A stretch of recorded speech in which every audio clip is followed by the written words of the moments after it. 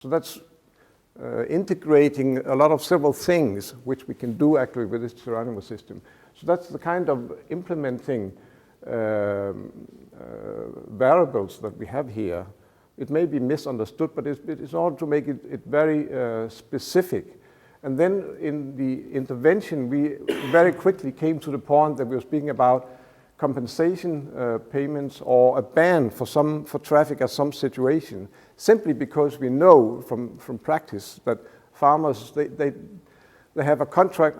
I should take care not to go in too much detail, but in sugar beet growing, there are contracts between the industry, the factories, and the farmers. They have to deliver at Christmas time, so they drive there in clay soils when it's raining.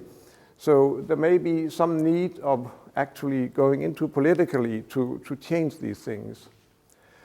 And then the intermediate variables, we did not came to an end with these because we find it quite complicated. But the idea is that if in order to meet that, if the farmer would not traffic at a specific soil strength, he might have some compensation. So it would be able to compare if the compensation will facilitate a change in these intermediate variables, a decrease in wheel load, decrease in tire inflation pressure, and such things, in order they can meet this requirement.